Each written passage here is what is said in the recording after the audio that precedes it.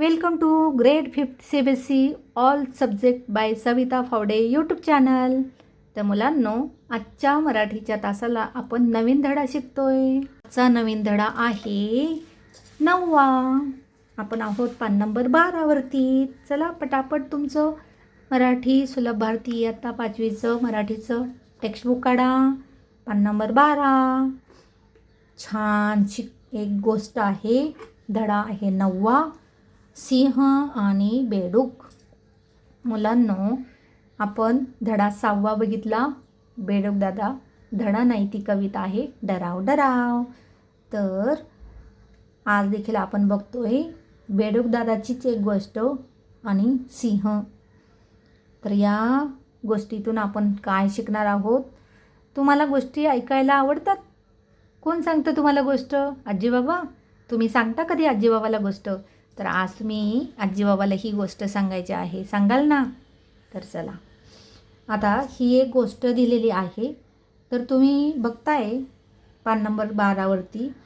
इथे ही गोष्ट देताना मध्ये मध्ये चित्र दिलेली आहेत, शब्द दिलेत, मध्ये मध्ये चित्र दिलेत.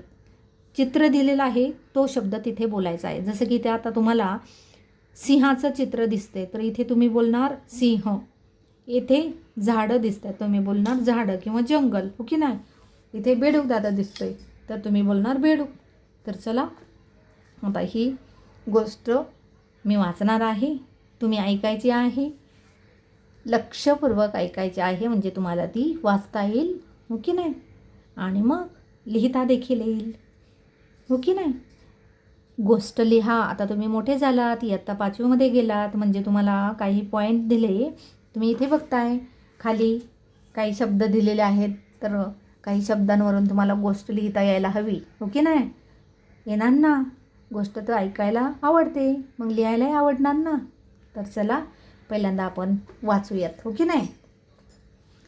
एका खूप सारी झाडं दिलेली आहेत म्हणून बोलायचं एका जंगलात एक सिंहाचं चित्र आहे म्हणून बोलायचं सिंह राहायचा.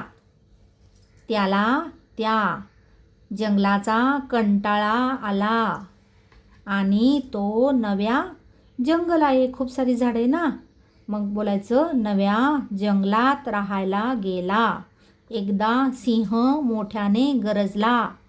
त्या जंगलात खूप सारे पक्षी दिसतात, हरिण दिसतंय. मग काय बोलणार? प्राणी आणि पक्षी. पक्षी पण आहेत आणि प्राणी पण आहेत, म्हणून बोलायचं आपण प्राणी व पक्षी. अनेक प्राणी व पक्षी तसेच काही बेडूकही राहत होते. त्यांनी यापूर्वी सिंह पाहिला नव्हता पाहिजे इथे, जे की सिंह पाहिले नव्हते असा आलाय शब्द. त्यांचा बेडूक पुढारी म्हणाला. बेडूकचं चित्र आहे ना, म्हणून बोलायचं बेडूक. कोणीतरी मोठा आवाज काढत आहे, आता मीही मोठा आवाज काढतो. बेडूक मोठा आवाज काढला. आता बेडूक येथे, पण बेडूक मोठा आवाज काढला असं बोललं तर वाक्य व्यवस्थित वाटत नाही. Sentence not complete. Then what we say? बेडकाने मोठा आवाज काढला, हो की नाही? नाम सर्वनाम व्यवस्थित वापरलं तर व्यवस्थित अर्थपूर्ण वाक्य तयार होतं. म्हणून इथे आपण बोलायचं बेडकाने मोठा आवाज काढला. आता सिंह हा आवाज नवीन होता असं बोललं तर चालेल का? वाक्य बरोबर वाटत नाही, म्हणून बोलायचं सिंहासाठी किंवा सिंहाला हा आवाज नवीन होता. आता इथे परत आलंय सिंहाला वाटले, किंवा मग तुम्ही इथे बोलू शकता त्याला वाटले. त्याला म्हणजे सिंहाला. कोणीतरी आपल्याला आव्हान देत आहे. आव्हान म्हणजे काय बोलणार? Tough fight. आपण सावध राहिले पाहिजे. आता इथे परत आहे सिंहाचे चित्र. आपली गर्जना थांबवली. मग बोलणार सिंहाने. पहिलं पुढचं वाक्य वाचून घ्यायचं आणि मग जे काही शब्द दिला आहे ना, त्याचा अर्थ व्यवस्थित लिहायचा शब्द. सिंहाने आपली गर्जना थांबवली. मग सिंहाने हा शब्द लिहायचा इथे. तो शांत उभा राहिला. बेडूक मोठ्या मोठ्याने ओरडत पुढे पुढे सरकू लागला. सिंह त्याला पाहिले व त्याचा आवाज ऐकला. सिंहाने त्याला पाहिले व त्याचा आवाज ऐकला. तो वेगाने पुढे सरकला, किंवा मग तुम्ही लिहू शकता सिंह वेगाने पुढे सरकला. सिंहाने डोक्यावर पाय दिला. आता मग वेगाने पुढे सरकला. त्याने त्याच्या डोक्यावर पाय दिला. त्याने बेडकाच्या डोक्यावर पाय दिला असं लिहायचं. बेडूक गयावया करू लागला, म्हणजेच रिक्वेस्ट.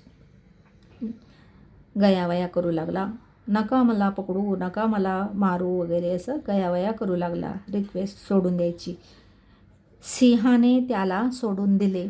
अजून एक सिंह आणि उंदीर मामाची गोष्ट आहे ना, तिथे पण सिंह उंदीर मामाला सोडून देतो, तसं त्याने बेडकाला देखील सोडून दिले. तर कशी वाटली मुलांनो चित्ररूपी, फक्त चित्रच नाही, चित्र आणि शब्दरूपी गोष्ट. सांगाल ना आजीबाबाला घरी जाऊन, तुम्ही हुशार आहात हो की नाही. याच्यापेक्षा छान छान गोष्टी तुम्हाला येतात ना, खूप गोष्टी तुम्ही ऐकता.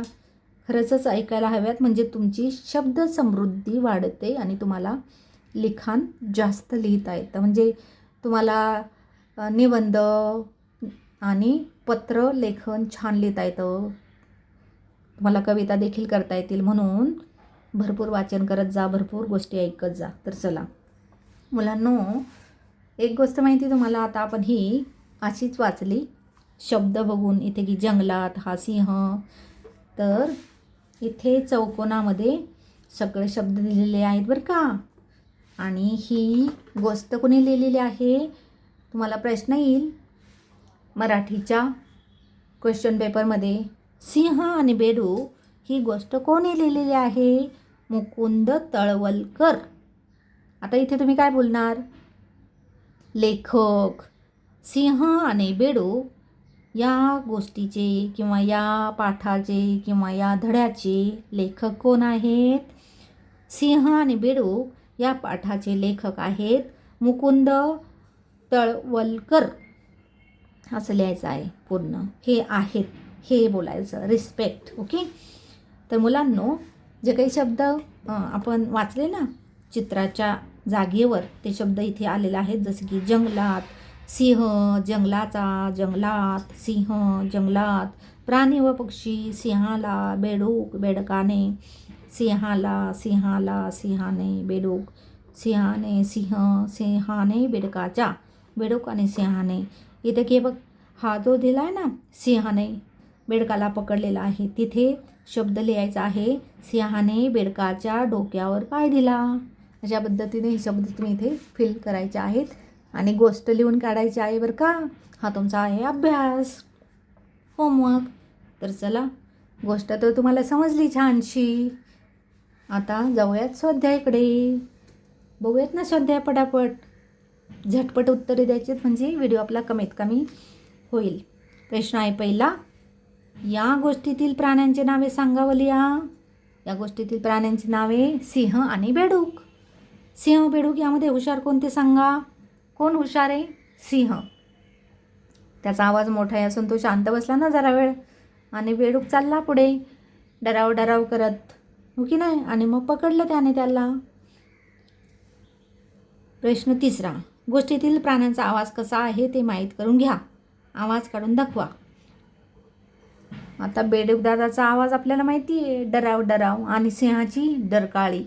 डरकाळी कोण फोडून दाखवणार, वर्गामध्ये फोडून दाखवायची, काय घरी गेल्यावर ती पण फोडून दाखवायची सिंहाची डरकाळी, सिंह कसा करतो. आणि माहीत नसेल तर इंटरनेटमधून सर्च करायची. तुम्हाला माहीतच आहे सिंह कशी गर्जना करतो. पुढे, खालील प्राण्यांच्या ओरडण्याला काय म्हणतात ते वाचा. तर वाघाची काय असते, डरकाळी. हत्तीचा चित्कार असतो. गाईची असते हंबरणे. बकरीची असते बे बे करणे. घोड्याचे खिंकाळणे असते. आणि कुत्र्याचे असते भुंकणे, भाव भाव करतो ना कुत्रा. आता काही चित्र दिलेली आहेत, तर आहे चित्र संदेश, ऐका आणि वाचा. आता हे चित्र दिलेलं आहे, खाली काही लिहिलेलं आहे, ते मी वाचते, तुम्ही ऐकायचं आहे. आता इथे तुम्हाला काय दिसतंय? 2 मुली दिसतात. एक मुलगी डोक्यावरती घमेलं घेतलेलं आहे, म्हणजे ती काम करते, माती असेल, विटा असेल. आणि दुसरी मुलगी, तिच्या हातामध्ये दप्तर, पाटी आहे. म्हणजे असं दाखवलेलं आहे की एक मुलगी, सारख्याच वयाच्या मुली आहेत, एक काम करते आणि एक शाळेत जाते. म्हणजे एक शिकते आणि एकीला शिकता येत नाही. नको डोक्यावर पाटी, हवी हातात पाटी. पाटी पाटी दोन्ही शब्द आलेत. पाटी म्हणजे काम करताना घेतात ती, आणि शाळेतली शिकण्याची, वर्णमाला लिहिण्याची, अभ्यास करण्याची पाटी. हो की नाही? मग संदेश काय दिला जातोय? डोक्यावर पाटी नको, तर त्या वयात शिक्षण हवे. हो की नाही? पुढे आहे, आता एक मुलगा आहे जो साफसफाई करतोय, झाडू मारतोय ना, कचरा गोळा केला त्याने, आणि इथे कचरा पेटी आहे, त्याच्यात तो आता भरून टाकणार आहे. तर खाली काय दिलेलं आहे? नको दंड, नको शिक्षा, स्वच्छ गाव हीच अपेक्षा. म्हणजे कचरा केला की दंड भेटतो आणि शिक्षा भेटते. दंड म्हणजे शिक्षा. आता शिक्षा 2 प्रकारच्या असतात. एक पैसा म्हणजे फाईन, की कचरा केला तर एवढा फाईन भरा, म्हणजे पैसे भरा थोडक्यात.